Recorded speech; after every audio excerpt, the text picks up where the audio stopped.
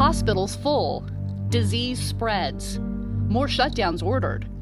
These are headlines in St. Louis about the deadly pandemic of 1918. Nearly 100 years ago, St. Louis and the rest of the nation were in the grip of the Spanish flu. St. Louis historian Nini Harris has researched extensively how the Spanish flu impacted the gateway city. Spanish flu spread quickly around the world as military troops shipped home from World War I. Within a few days, you'd have a healthy person literally drowning in their own lungs because their lungs filled up with fluid. And ultimately, they were suffocating within a few days because they couldn't breathe.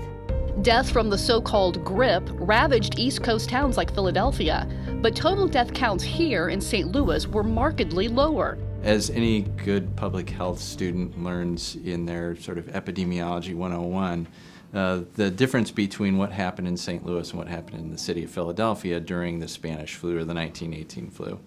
And so that story, of course, is that once St. Louis recognized that influenza was present in the city, they shut the entire city down, they canceled a parade, whereas Philadelphia said, no, we're not going to cancel anything, and went full forward. And then you just look at the mortality spikes between Philadelphia and St. Louis, and there's a dramatic difference between the two. In Philadelphia, it became so bad so quickly. As many as 11,000 people died in 1 week. In St. Louis, those 3 deadliest months, we had 2,018 people die of the influenza.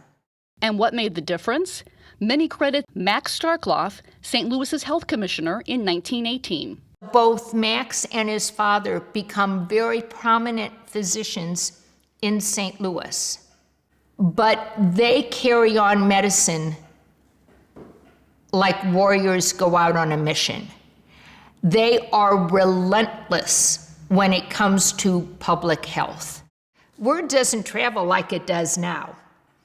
And he has, thank goodness, read lots of newspapers from the cities that are being so terribly afflicted. So he is making plans.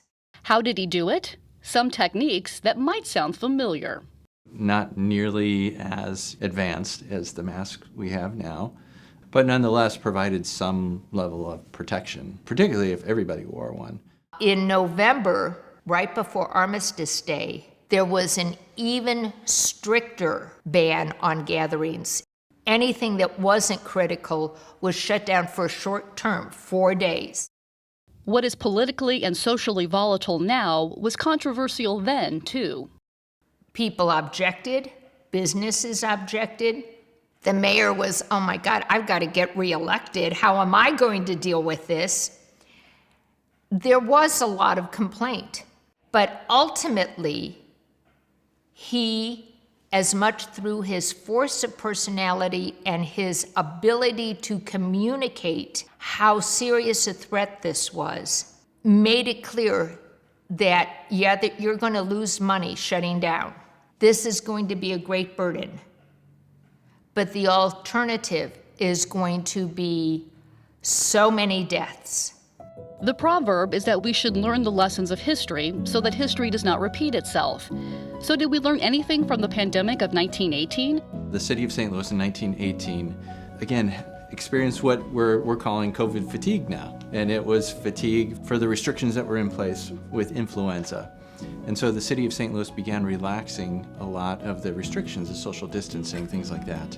And as a result, there was a wave that occurred in the spring of 1919. And what should future generations learn from this pandemic? Trust in the science that happened in St. Louis back in 1918. I think by and large it happened in St. Louis today. The medical profession, the public health profession, they're there for a reason. They want to combat the pandemic. They want to find a cure. St. Louis is a well-known story within pandemics, and it's something that we should really be proud of as part of our history.